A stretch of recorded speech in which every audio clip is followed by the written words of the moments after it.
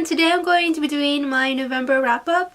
I've read a total of 8 books this month, so let's go ahead and get started. The first book that I read this month was A Wrinkle in Time by Madeleine. We read this book for a book club this month.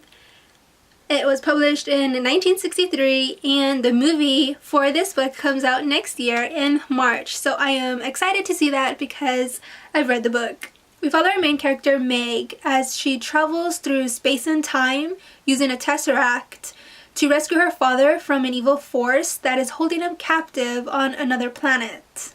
This is a science fantasy classic. It emphasizes themes of creativity, individuality, freedom, and responsibility. The story was compelling and uncomplicated. It explained time travel in a simple and straightforward way. I gave this book a 4.5 stars out of 5 stars. The next book that I read was Tales of Beedle the Bard by J.K. Rowling. It includes 5 short bedtime stories for young wizards and witches. It presents messages that are meaningful and impactful. Each tale is filled with a sense of foreboding. And one story really emphasizes the value of charity and how it's important to give. This was filled with magical tales and concrete morals and lessons. I really enjoyed it. I gave it a 5 out of 5 stars. Then I read The Little Prince by Antoine de Saint-Exupery. We follow the little prince as he leaves his home planet to explore the universe. It really has a positive influence on both kids and adults. This book is filled with lots of adventures and lots of questions posed by the little prince. I thought it was really cute how he was just always curious about his surroundings. His passion and interest to just know things was just really adorable.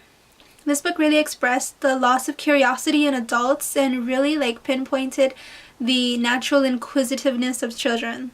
I ended up giving this book a 4 out of 5 stars. Then I read The Ship of the Dead by Riordan. This is the third book to Magnus Chase and the Guards of Asgard trilogy. We follow Magnus Chase as he goes on this quest to try to prevent Ragnarok. This book was lighthearted, filled with Norse mythology. It was funny at some parts, but this was my least favorite book of the trilogy. The only thing going for this book was the dynamic characters. My favorite parts were when we got to see Percy and Annabeth in the beginning of this book. I wish that they went on the adventure with Magnus, but that didn't happen.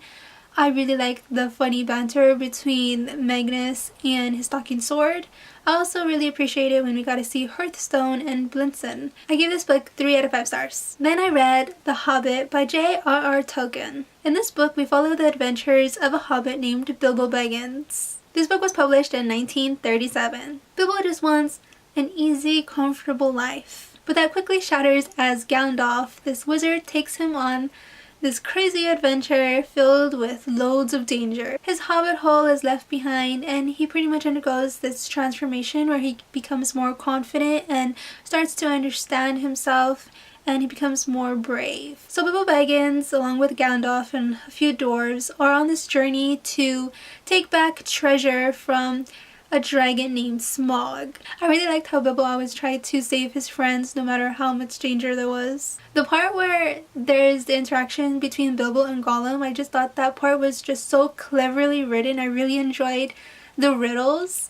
It was just so creepy the way Gollum is described. This was just such a lovely story. I gave this book 5 out of 5 stars. Then I read Neverwhere by Neil Gaiman. This was about a dark London found under the streets of the actual London. This is an urban fantasy book. I really liked how magic was weaved into the real world. It was witty and strange in a good way. The only negative thing I have to say about this book is that some of the scenes were kind of anticlimactic.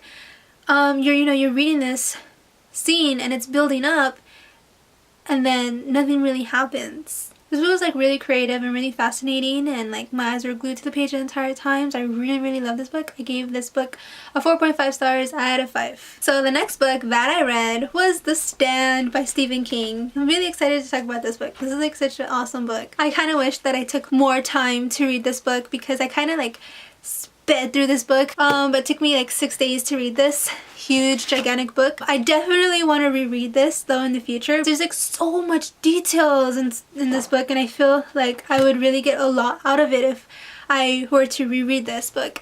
I give this 5 out of 5 stars. This was just so good, so phenomenal.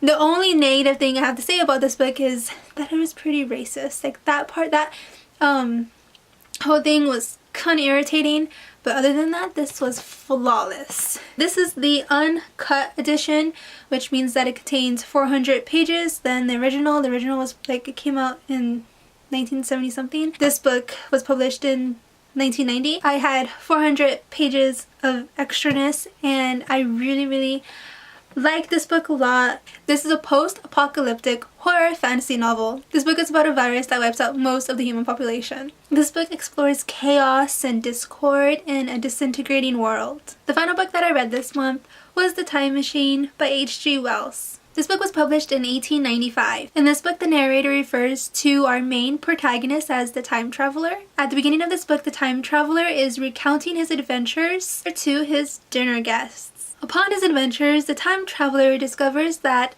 the human race has divided into two species: the Eloi, who live on the surface, and the Morlocks, who live underground. This is, of course, a science fiction book. You know, this book was very thought-provoking. There's like a major gap between the poor and the rich, and that theme is explored tremendously in this book. This is a cautionary tale towards 19th century Victorian England, saying that, you know, you better change your ways or else you're gonna end up like the Eloi or the Morlocks. You know, this is like really eloquently written, and I just love the language used in this book. I give this book a 5 out of 5 stars.